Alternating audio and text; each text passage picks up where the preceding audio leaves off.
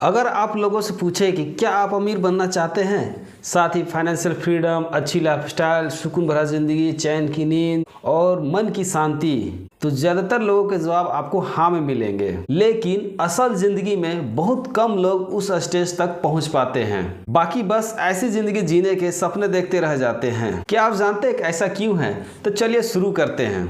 ऐसा इसलिए नहीं है कि लोग कड़ी मेहनत नहीं करते, बल्कि ऐसा इसलिए है क्योंकि वे शॉर्ट टर्म सोचते हैं। हम कोई काम कर रहे हो तो हमें तुरंत रिजल्ट चाहिए, तुरंत सफलता चाहिए, तुरंत खुशी चाहिए, जल्दी से ढेर सारा पैसा चाहिए। अब बात करें दौलत की, तो दौलत ऐसे काम करती नहीं। दौलत सब्र को इनाम देती है, इम्पेशेंस को नहीं। शॉर्ट टर्म थिंकिंग का मतलब है कि आप long term benefit and result के बारे में सोचने के बजाय तुरंत हैप्पीनेस एंड कंफर्ट के बारे में सोचते हैं। इन शॉर्ट कहूँ तो इंस्टेंट ग्रेटिफिकेशन। ऐसा तब होता है जब आप इस आधार पर डिसीजन लेते हैं कि आपको अभी कैसा महसूस हो रहा है, क्या चीजें आपको अच्छा लगता है, ना कि इस आधार पर कि भविष्य में आपके लिए क्या जरूरी है। शॉर्ट टर्म थिंकिंग यह चुनाव करना है कि आज क्या अच्छा लगता है, बजाय इसके कि कल के लिए क्या अच्छा हो। जब आप कुछ मजेदार करते हैं, जैसे कोई गैजेट खरीदते हैं, अपना फेवरेट फूड खाते हैं या सोशल मीडिया में स्क्रॉल करते हैं, तो आपका दिमाग डोपामिन रिलीज करता है, जिससे थोड़ी देर के लिए आपको रिवॉर्ड जैसा महसूस होता है। यह डोपामिन हिट आपके मस्तिष्क को सिखाता है कि अगर मैं यह दोबारा करूं तो मुझे फिर से अच्छा महसूस होगा।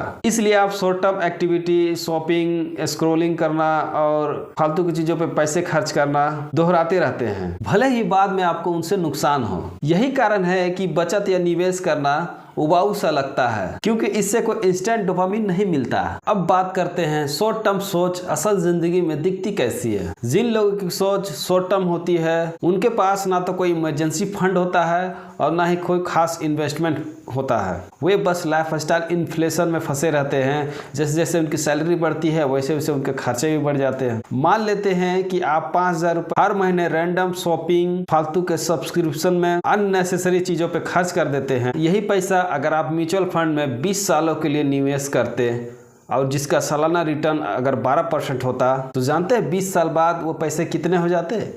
50 लाख रुपए। आप समझ सकते हैं किस तरह से कंपाउंडिंग की पावर आपने खो दी, और आप सिर्फ सैलरी पे डिपेंडेंट हो जाते हैं। अगर सैलरी मिलेगी तभी आपका गाड़ी ढंग से चलेगा, और इस प्रकार आप सैलरी पे डिपेंडेंट हो जाते हैं। अगर आपको सैलरी ना मिलेगी तो आपको बहुत मुश्किलात आ जाएंगे, आप बुरी तरह से कर्ज में फंस जाते हैं, क्योंकि आपके पास कोई सेविंग है नहीं, कोई इन्वेस्टमेंट आपने रखा नहीं। अब आपको जब भी कोई बड़ा जरूरत पड़ेगा तो आप लोन के ही तरफ जाएंगे। Instant gratification makes you borrow for pleasures, EMI, credit cards, loan, डेप्ट, और आप जो है अपॉर्चुनिटीज़ मिस कर देते हैं क्योंकि आपके पास कोई सेविंग नहीं होती। कभी आपके पास अगर इन्वेस्टमेंट प्लान आता है, कभी आपके पास कोई निवेश करने का ऑप्शन भी आता है, तो आप उस पर निवेश नहीं कर पाते हैं, आप वो निवेश करने का मौका खो देते हैं। अब बात करते हैं कि how to shift from short term thinking to long term thinking. सबसे पहले तो आप दिन और महीनों के सोचने के बजाय आप 5 साल, 10 साल, 20 साल, जितना आप दूर तक सोच सकते हैं आप उसको सोचना शुरू करिए। इंस्टेंट ग्रेटिफिकेशन की जगह आप डिले ग्रेटिफिकेशन करिए।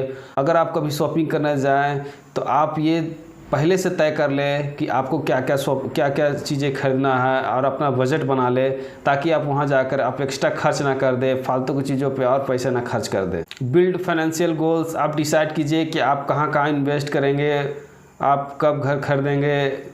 इस तरह की चीज़ों पे आप डिसाइड कर लें कि आप कहाँ पर आप कितना पैसा निवेश करेंगे, आप कब तक के लिए निवेश करेंगे। इस तरह का प्लान आप बना लें। अगर आप सैलरीड पर्सन है तो सैलरी मिलते ही सेविंग को, पैसों को अलग कर लें, बाकी बचे हुए पैसों को खर्च करें। इतना करने के बाद आप हर मंथली या वीकली आप अपना प्रोग्रेस को आप ट्रैक कर सकते हैं, चेक कर सकते हैं कि आप देखेंगे कि आपका जो सेविंग्स है, इन्वेस्टमेंट है, वो बढ़ता जा रहा है। अब जब भी कभी आपकी ज़िंदगी में इमरजेंसी सिचुएशन आएगी तो आप उसको कॉन्फिडेंटली आराम से आप उसे हैंडल कर लेंगे, क्योंकि आपके पास सेविंग इन्वेस्टमेंट है, और रात में आपको सुकून सी नींद आएगी। क्योंकि आप देखिए, आप गौर कीजिए कि जो 30+ लोग होते हैं, जैसे 45, 50, इन सब एज वाले लोगों को जो फ्रस्ट्रेशन और टेंशन होता है, वो आप देखोगे जब आप उनकी लाइफ को एनालाइज करेंगे तो आप देखें कि वो फाइनेंस से रिलेटेड होती है। और एक आखिरी बात जो मैं यहाँ कहना चाहता हूँ, पुअर थिंक